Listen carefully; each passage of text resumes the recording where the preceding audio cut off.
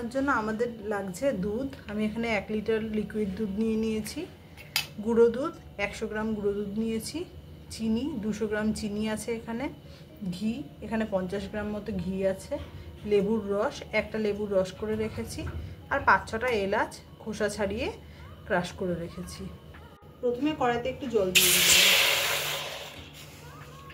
গুঁড়ো দুধটাকে আগে আমি একটু গরম জল দিয়ে গুলে রাখবো।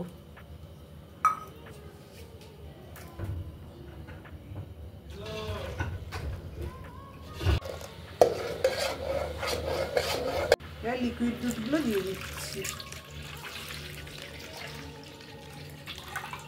দুধটা এবার ফুটবে।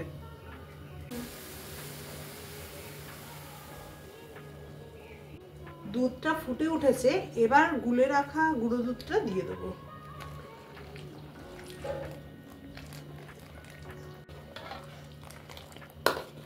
দুধটাকে ঘন হতে দেবো।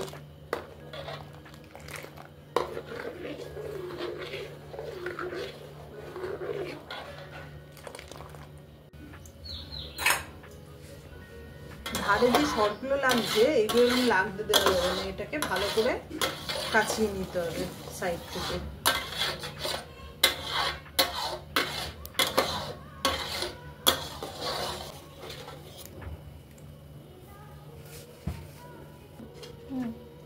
এবার চিনিটা দিয়ে দেবো।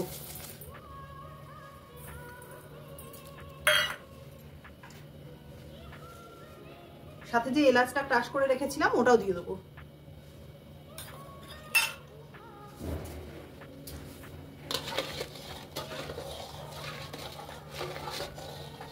দুধটা আবার ফুটবে, আর একটা ফুটো।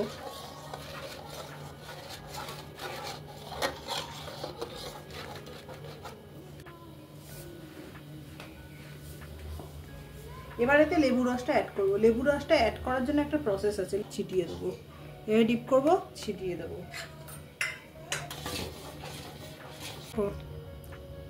দেখেছো খুন্তির মাথাটা দেখো কিভাবে দানাটা বাঁধছে, দেখো এইভাবে এবার দানাটা পাকবে। এটা অনেক দুধ আছে, দুধে জল আছে, এটা পুরো শুকিয়ে যাবে।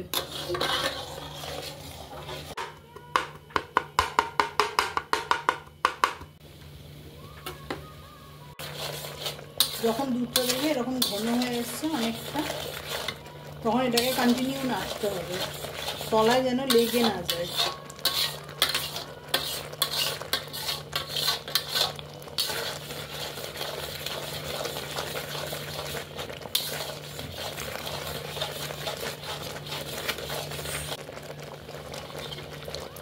দেখো এবার ঘিটাকে আমি অ্যাড করে দেবো।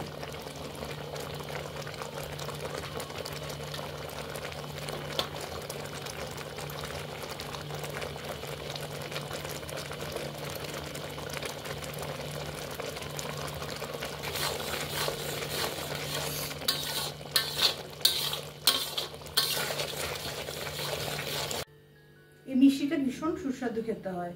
তো তোমরা যদি চাও তাহলে তোমরা বাড়িতে দিওয়ালির জন্য বা ভাইফোঁটা সামনেই আছে, ভাইফোঁটার জন্য এই মিষ্টিটা বানিয়ে নিতে পারো।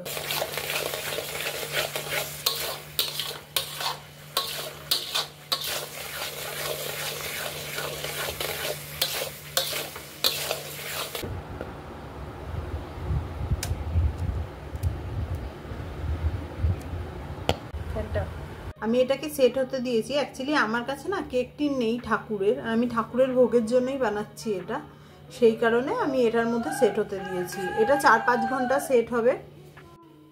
তোমরা বাড়িতে বানাও, দেখো কেমন লেগেছে আর কমেন্টে জানিও, আর লাইক আর সাবস্ক্রাইব করতে ভুলো না।